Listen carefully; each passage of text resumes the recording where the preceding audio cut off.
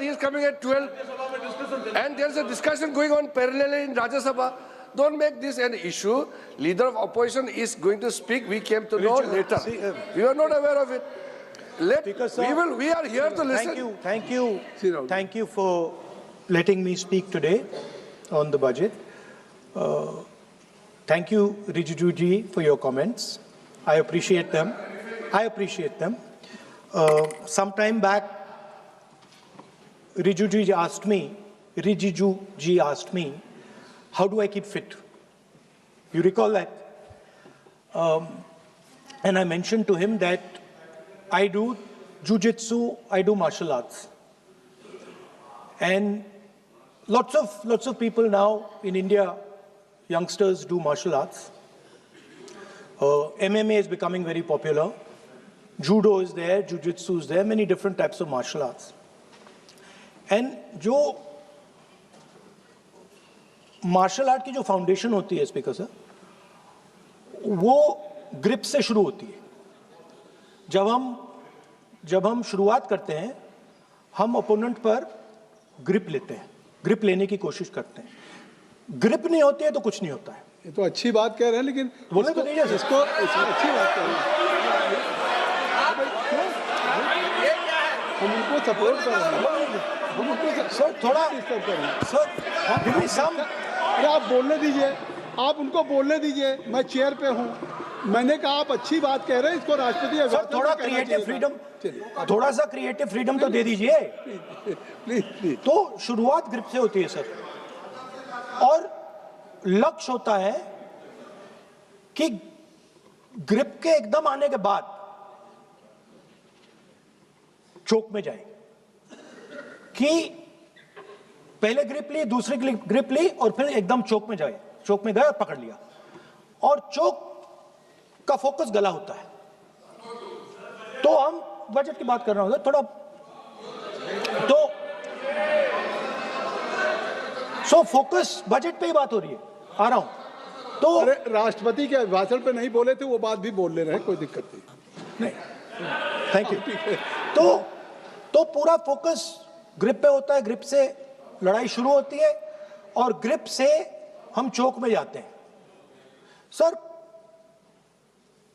करते हुए जब आदमी के हाथ में चोक आ जाता है ग्रैपलिंग में, जो ओपोनेंट होता है उसकी आंख में दिख जाता है कि बात समझ आ जाती है कि अब मैंने इसको पकड़ लिया है. और होता क्या है सर, वो रेजिस्ट करता है. पहले 2-3 बार ऐसे रेजिस्ट करता है, और फिर उसको भी पता लग जाता है कि मैं गया, और फिर वो वहां पे बात खत्म हो जाती है, और फिर वो सरेंडर करके ऐसे टैप कर देता है. सर ये सेंटर पीस है सर मार्शल आर्ट्स का. ग्रिप से चोक, और चोक से टैप. और ये आप किसी भी एमएमए वाले से पूछ लो, किसी भी जूडो वाले से पूछ लो, काम ग्रिप से शुरू होता है. सर ग्रिप राजनीति में होती है सर, ग्रिप बिजनेस में होती है, पॉलिटिक्स में होती है. सर जुजित्सु में ग्रिप दिखता है, हाथ कहां है, चोक कैसे लग रहा है. सर राजनीति में नहीं दिखती. कहां किसने ग्रिप ले रखी है, चोक कहां लग रहा है, वो दिखता नहीं है सर, छुपा रहता है. तो that is the starting point.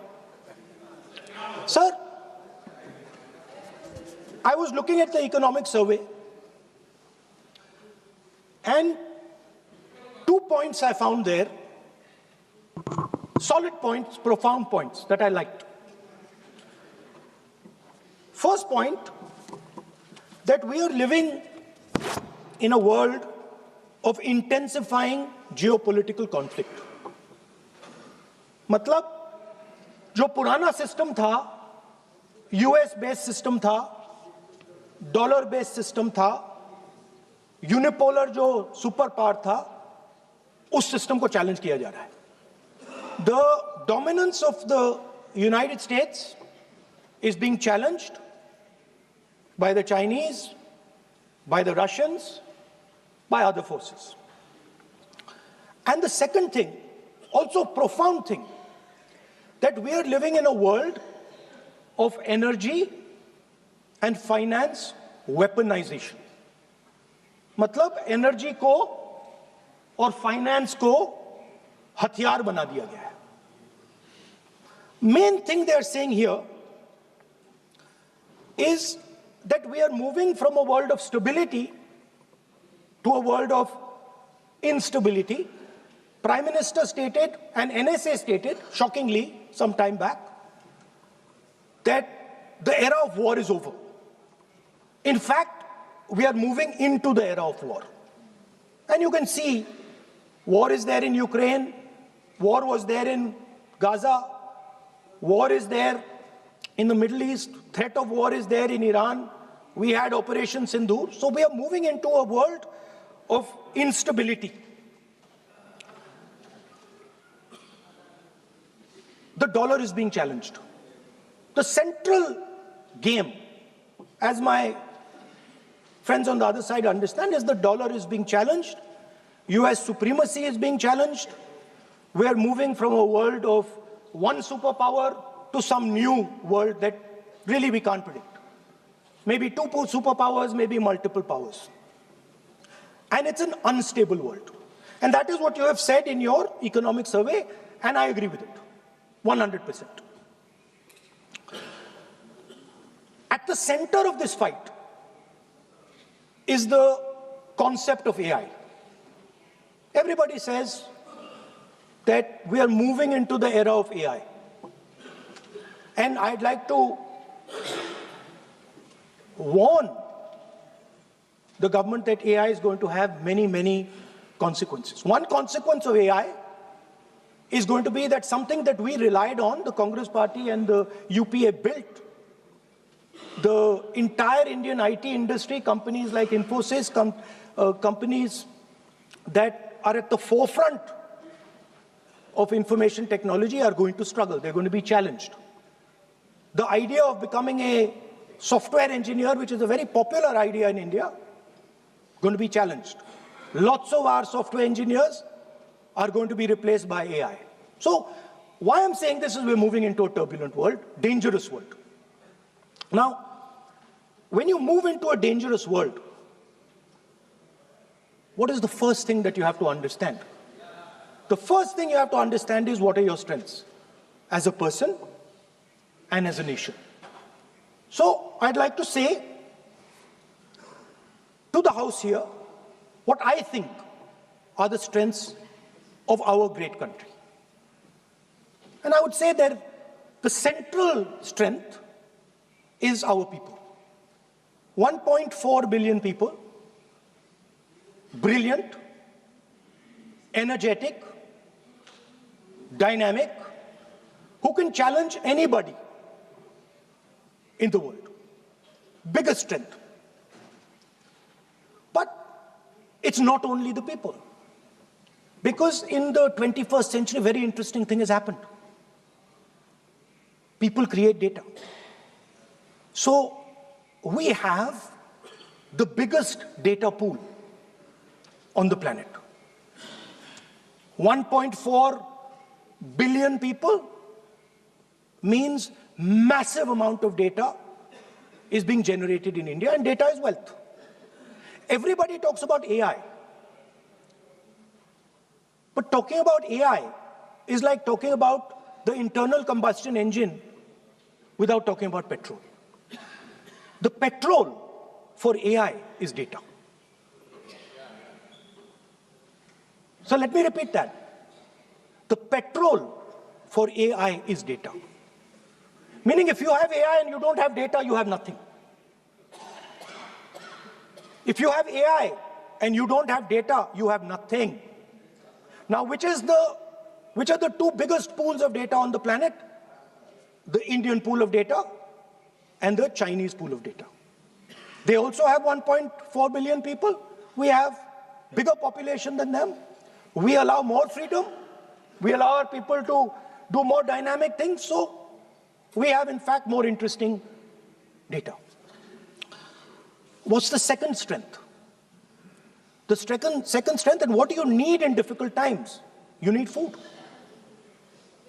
Who produces our food? Our kisans produce our food.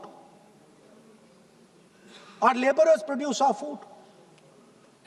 This is what gives us strength.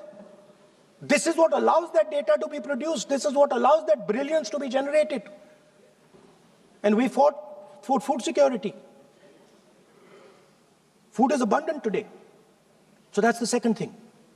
And the third thing, what do you need to run a modern country? You need energy.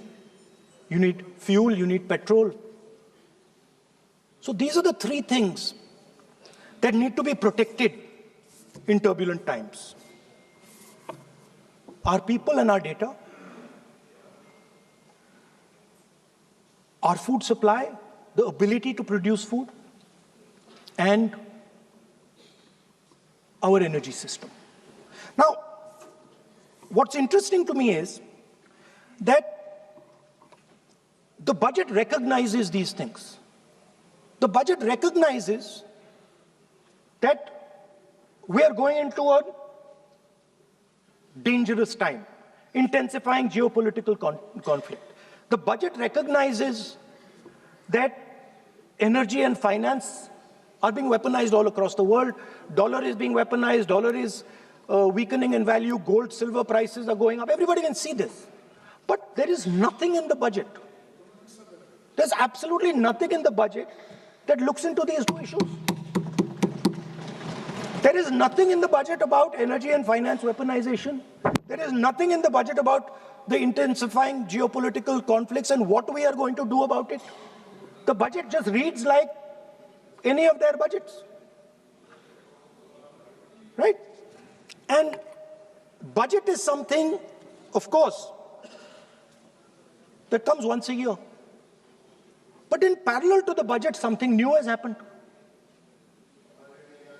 The US deal. We have made a deal with the United States. Now,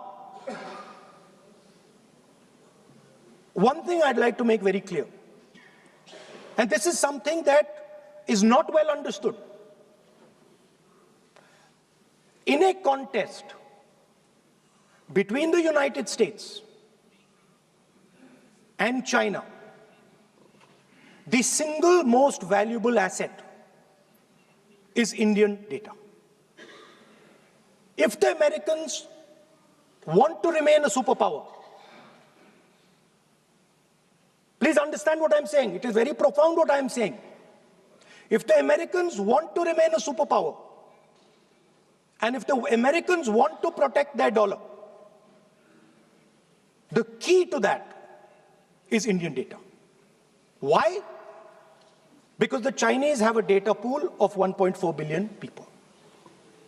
And you can take European data, you can take African data, you can take American data, add it all up. It does not compete with Chinese data. So the real fight that is taking place, I'm saying what is our strength? I'm saying if India is going to go to the table, then what do we put on the table? What do we say? Listen, this is what we put on the table. And what we put on the table, it's beautiful. What we put on the table is our people.